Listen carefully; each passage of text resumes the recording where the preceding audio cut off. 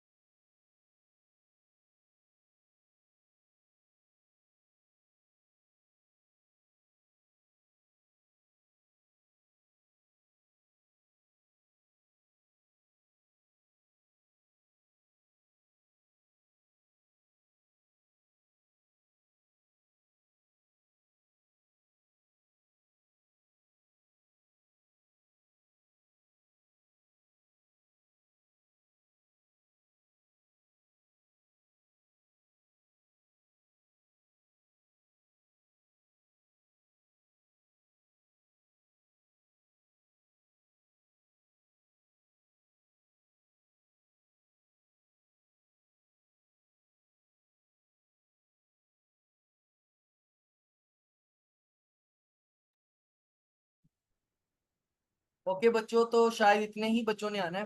तो हम स्टार्ट करते हैं फिर हमारा लेक्चर। मेरी आवाज आ रही है आप लोगों को सबको?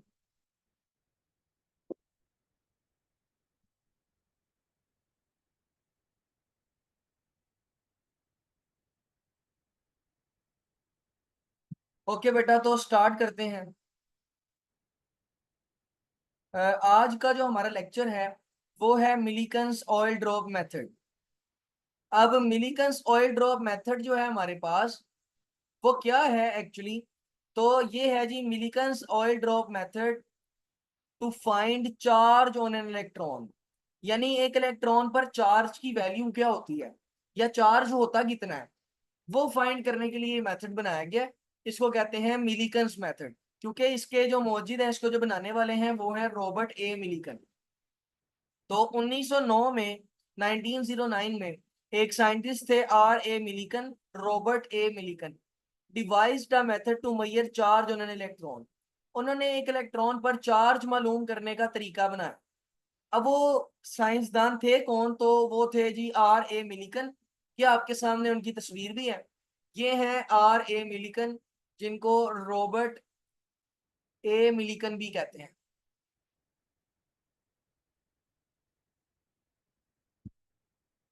ठीक है बेटा। इस साइंसदान ने पहली दफा बताया था कि एक इलेक्ट्रॉन पर कितना चार्ज है, यानी इलेक्ट्रॉन पर चार्ज मालूम करके बताया था। अब वर्किंग प्रिंसिपल क्या था जी, यानी किस असूल पर उन्होंने ये काम किया था? तो उन्होंने ये काम किया था इलेक्ट्रोस्टैटिक लेविटेशन। लेविटेशन या सस्पेंशन। अब इसका मतलब होता है मुअल्लक हो जाना। मुअल्लक का मतलब होता है हवा में तैरने लग जाना। अब आप चीजों को मुअल्लक कैसे करते हैं जी? आप देखें, इधर देखें जरा, तवज्जो से बात को समझें। देखें, आप इमेजिन करें ये आपके पास एक प्लेट है, और इस प्लेट के ऊपर हम पॉजिटिव चार्ज देते हैं। कुछ ऐसे बनाता हूँ, ये आपके पास एक प्लेट है, इस प्लेट के ऊपर पॉजिटिव चार्ज दे देते हैं। एक नीचे प्लेट रख देते हैं, उस प्लेट के ऊपर हम नेगेटिव चार्ज दे देते हैं। समझ लीजिएगा बात को कि मैग्नेटिक इलेक्ट्रोस्टैटिक लेविटेशन कहते हैं किसे। तो एक ऊपर वाली प्लेट है, इसके ऊपर हमने पॉजिटिव चार्ज स्प्रिंकल कर दिया। एक नीचे वाली प्लेट है, उसके ऊपर हमने नेगेटिव चार्ज स्प्रिंकल कर दिया। अब अगर आपके पास यहाँ पर कोई चीज हो जिसके ऊपर पॉजिटिव चार्ज हो, लेट से कोई बॉल है, छोटी सी पतली सी हल्की सी बॉल है, उसके ऊपर पॉजिटिव चार्ज है। अब आपको पता है कि उसका वजन या फोर्स ऑफ ग्रेविटी उसको किस तरफ खींचेंगे? नीचे की तरफ। तो नीचे की तरफ उसके ऊपर लगेगी फोर्स ऑफ ग्रेविटी। और इस पॉजिटिव चार्ज, सॉरी आप इसको पॉजिटिव ना समझें, आप इसको नेगेटिव समझ लें। ये एक नेगेटिव चार्ज है। अब इस नेगेटिव चार्ज के ऊपर ऊपर की डायरेक्शन में पॉजिटिव चार्ज फोर्स लगाएगा। यानी पॉजिटिव चार्ज इसको किस तरफ को खींचेगा? ऊपर की तरफ। और ये वाली फोर्स का नाम होता है इलेक्ट्रिक फोर्स। तो अब अगर ये फोर्स ऑफ ग्रेविटी और इलेक्ट्रिक फोर्स बराबर हो जाए, यानी जितनी फोर्स ऑफ ग्रेविटी लग रही है उतनी ही इलेक्ट्रिक फोर्स लगने लग जाए, तो इसके ऊपर लगने वाली नेट फोर्स जीरो हो जाएगी, और नेट फोर्स जीरो होने की वजह से ये वहीं खड़ा रहेगा, ये मूव नहीं करेगा, मजीद नीचे नहीं गिरेगा, उधर ही मुअल्लक हो जाएगा, वहीं सस्पेंड हो जाएगा, वहीं खड़ा हो जाएगा। तो ये हमारा प्रोसेस है, हमने यही काम करना है कि इलेक्ट्रॉन्स को सस्पेंड करवाना है, लेविटेशन करवानी है, यानी उनको मुअल्लक करना है दो प्लेट्स के दरमियान। तो वर्किंग प्रिंसिपल है वो है इलेक्ट्रोस्टैटिक लेविटेशन, जिसमें ऑयल ड्रॉपलेट्स को आप इलेक्ट्रिक और ग्रेविटेशनल फोर्स को इक्वल करके मुअल्लक कर देते हैं, सस्पेंड कर देते हैं। अब यहाँ पर यह भी बात याद रखनी है कि जो फोर्स ऑफ ग्रेविटी है उसका फार्मूला होता है एम जी, जो कि वेट के बराबर है। यहाँ पर एम जी आपकी फोर्स ऑफ ग्रेविटी है, और जो चार्ज पर फोर्स लगती है इलेक्ट्रिक फोर्स, वो है क्यू ई। और ये वाली फोर्स का फार्मूला आपको याद होगा, कहाँ से निकाला है हमने? तो हमने पढ़ा था electric field intensity is force per unit charge. तो अगर ये चार्ज इधर डिवाइड है, उधर जाके मल्टीप्लाई, तो आपके पास फोर्स का फार्मूला बनेगा क्यू ई। ये वाला फार्मूला यहाँ यूज है। जी बेटा, वर्किंग प्रिंसिपल क्लियर है इसका? आप इसके रिलेटेड ये एनिमेशन भी देख सकते हैं। इसमें आप देखें ऑयल ड्रॉप्स आपको गिरते हुए नजर आ रहे हैं, और दो प्लेट्स आपको कॉपर की नजर आ रही हैं। इन दोनों प्लेट्स के दरमियान हमने इनको लेविटेट करना है, सस्पेंड करना है, हवा में मुअल्लक करना है। उसको भी हम डिटेल में समझ लेते हैं। अच्छा, भी इसका स्क्रीनशॉट लें शाबाश जल्दी से, 1 2 3 करके। 1 2 3 करूंगा भाई, 1 2 3, ओके बेटा बाय। चले अगले के ऊपर चलते हैं बेटा। अब बात करते हैं इसकी कंस्ट्रक्शन की, कि वो जो एक्सपेरिमेंट था उसकी बनावट क्या थी। पहली बात ये है कि ऑब्जर्वेशन चैम्बर बनाना है एक, जिसके अंदर आपने सारा मटेरियल रखना है। ये आपको बॉटम राइट पर एक चेम्बर नजर आ रहा होगा स्टील का, ये कंस्ट्रक्शन चेम्बर है, यानी इसके अंदर उसने असल में एक्सपेरिमेंट किया था। और अगर आप लेफ्ट, बॉटम लेफ्ट पर देखें, तो ये जो आपके पास बॉडी है ना, जिसके अंदर ये सारा एक्सपेरिमेंट किया जा रहा है, इस बॉडी का नाम यहाँ पर है कंस्ट्रक्शन चेम्बर। तो this body is actually the construction chamber.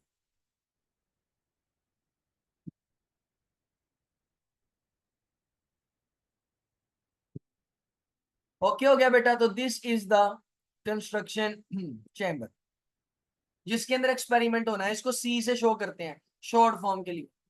अच्छा, इसके अलावा हमारे पास क्या है? तो we have two parallel plates, एक को हमने नाम दिया पी और एक को नाम दिया पी डैश। अगर आप यहाँ पर गौर करें तो आपको ये दो पैरेलल प्लेट्स नजर आ रही हैं, एक ये और एक ये, और इन दोनों के साथ हमने वोल्टेज कनेक्ट करने हैं। तो एक का नाम हमने कर दिया है पी, और एक का नाम हमने कर दिया है पी डैश। तो ये आपके पास है पी, और ये वाली है पी डैश। सर ये येलो से ना लिखे, नजर नहीं आ रहा। ओके बेटा ओके। तो हम इसका नाम पिंक से लिख देते हैं, कंस्ट्रक्शन चेम्बर। तो ये आपके पास है कंस्ट्रक्शन चेम्बर, दो प्लेट्स हैं, पैरेलल प्लेट्स हैं, एक का नाम पी है, एक का नाम पी डैश है।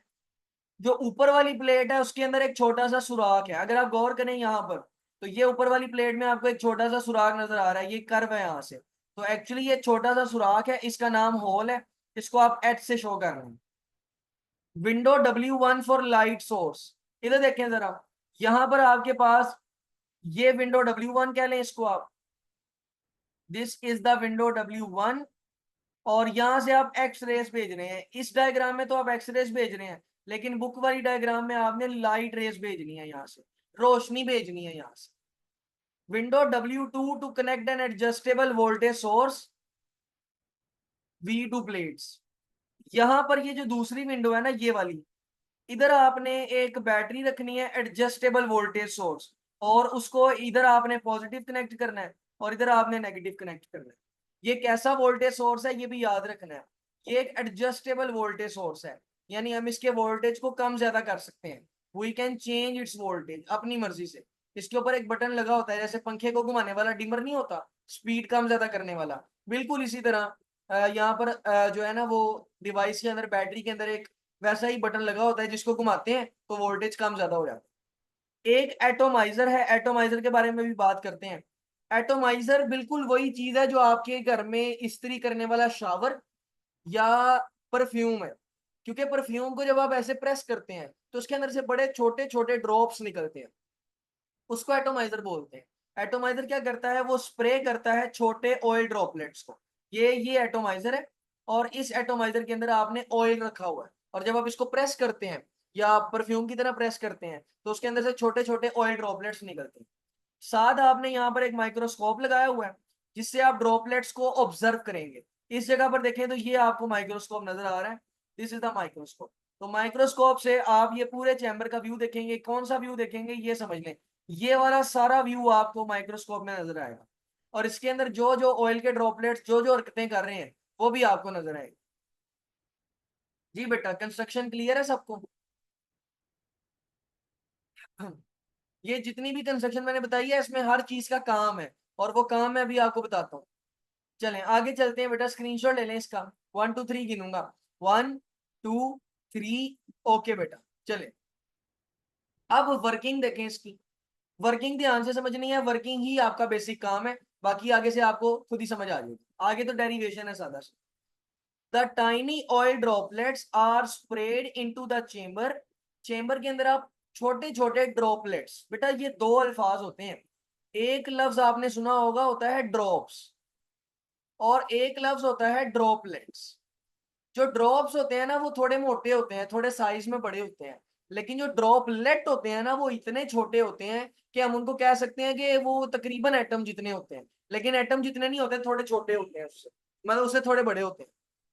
When the tiny oil droplets are sprayed into the chamber through a small nozzle of atomizer, तो एटोमाइजर की जो छोटी सी नोजल है, जब उसके अंदर से आप ड्रॉपलेट्स निकालते हैं, the oil drops get negative charge. तो वो जो ऑयल ड्रॉप है उनके ऊपर कौन सा चार्ज आ जाता है, नेगेटिव चार्ज। क्यों आता है? Due to friction between the walls of atomiser, क्योंकि एटोमाइजर की दीवारों और ऑयल के ड्रॉपलेट्स के दरमियान क्या आ जाती है, फ्रिक्शन। अब इस वर्किंग को समझने के लिए मैं आपको एक एनिमेशन दिखाना चाहता हूं, तो वो एनिमेशन देखते हैं बेटा। देखें जरा।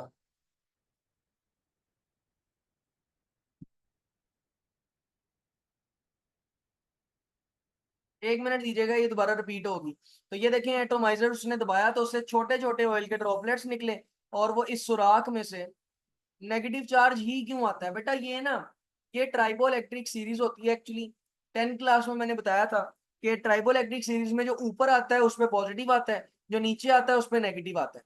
तो एक्चुअली में जो ऑयल है ना, ऑयल, उसकी खासियत ये है कि वो इलेक्ट्रॉन गेन करता है, और जो कॉपर है या जो मेटल है, मेटल आपको पता है इलेक्ट्रॉन लूज करता है, मेटल्स के बारे में पढ़ा ना आपने। मेटल्स की ये खासियत होती है कि वो इलेक्ट्रॉन्स लूज करते हैं। तो एटोमाइजर की नोजल मोस्टली किसी मेटल की बनी होती है, कॉपर की, स्टील की, आयरन की।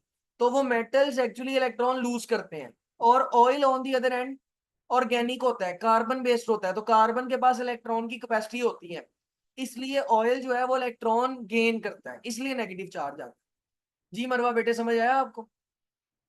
जो आपके पास स्प्रेयर है या एटोमाइजर है, उसकी उसकी जो ट्यूब होती है वो मेटल की बनी हुई होती है, और मेटल जो है वो इलेक्ट्रॉन लूज करता है। और जो ऑयल है वो कवलेंट कंपाउंड है, कार्बन का कंपाउंड है, वो इलेक्ट्रॉन गेन करता है, इसलिए जो आपके पास ऑयल ड्रॉपलेट्स हैं उनके पास नेगेटिव चार्ज आता है। बहरहाल ये एनिमेशन को आप बार बार देखें, तवज्जो से देखना पड़ेगा आपको। देखें, ये एटोमाइजर है, उससे उसको मैंने दबाया तो पतले पतले ऑयल के ड्रॉपलेट्स निकले, इन सब पे पॉजिटिव चार्ज होगा। और ये ऊपर वाली प्लेट के अंदर एक होल है, जैसे कि मैंने पहले बताया था कंस्ट्रक्शन में, ऊपर वाली प्लेट में होल है, उसमें से कुछ नीचे गिर रहे हैं। अब जो कुछ नीचे गिर रहे हैं वो कितने रोशन या ब्राइट नजर आ रहे हैं, क्योंकि यहाँ पर मैंने विंडो 1 में क्या लगाई हुई है, लाइट सोर्स। पिछले मैंने कंस्ट्रक्शन वाले टॉपिक में भी आपको बताया कि ये यहाँ पर अब जो है ना वो लाइट सोर्स लगा है। तो जैसे ही ये सुराख क्रॉस करके ऑयल ड्रॉपलेट नीचे आते हैं ना, वो रोशन हो जाते हैं, क्योंकि वहां पर क्या लगा हुआ है, लाइट का सोर्स लगा है। जब वो रोशन हो जाते हैं तो हम उनको इजीली माइक्रोस्कोप से देख सकते हैं। ठीक हो गया बेटा, चले अब जरा आगे की वर्किंग देखते हैं। आगे वो कहता है, some of these drops pass through the hole H in the upper plate. अब उनमें से कुछ ड्रॉप्स ऐसे हैं जो ऊपर वाली प्लेट में से, होल में से गुजर जाते हैं, जो कि मैंने अभी आपको दिखाया। फिर वो ये कहता है, a potential difference is applied between the plates to produce electric field. अब दो प्लेट्स आपके पास ऐसे पड़ी हैं, उनके अंदर ऊपर वाली में सुराख है, उसके अंदर से ऑयल नीचे आ रहा है, ड्रॉपलेट्स। अब आप क्या करें जी, उन दोनों प्लेट्स को बैटरी से कनेक्ट कर दें और क्या उनके ऊपर अप्लाई कर दें पोटेंशियल डिफरेंस। जब आप पोटेंशियल डिफरेंस अप्लाई करेंगे तो उससे होगा ये कि वहां पर इलेक्ट्रिक फील्ड पैदा हो जाएगी। और अभी थोड़ी देर पहले मैंने आपको इलेक्ट्रिक लेविटेशन बताया कि जब इलेक्ट्रिक फील्ड पैदा हो जाएगी तो वो उसकी फोर्स ऑफ ग्रेविटी को ओपोज करेगी। सर कौन सा ऑयल यूज हुआ है? बेटा कोई भी ऑयल आप यूज कर सकते हैं, डाबर आंवला ऑयल, हेयर ऑयल, जौन सा दिल करता है यूज कर ले, जौन सा भी दिल करता है। ऑयल की कोई कोई कैद नहीं है, जौन सा मर्जी ऑयल इस्तेमाल कर। Now the electric field between the plates is adjusted in such a way। अब दोनों प्लेट्स के दरमियान इलेक्ट्रिक फील्ड को अब इस तरह से एडजस्ट करते हैं कि इलेक्ट्रिक फील्ड ग्रेविटेशनल फोर्स के बराबर हो जाती है। और इस केस में जो ड्रॉप्स हैं वो क्या हो जाते हैं? सस्पेंडेड, यानी हवा में ही मुअल्लक हो जाते हैं, वहीं खड़े रह जाते हैं, हवा में लटक जाते हैं। जी बेटा वर्किंग क्लियर है सबको?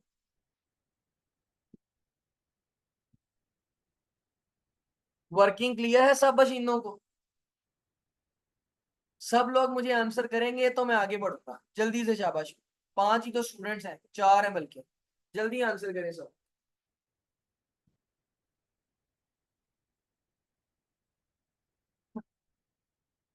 जल्दी जल्दी जल्दी बेटा, वर्किंग समझ आई है कि नहीं आई? जल्दी से आंसर किया करें।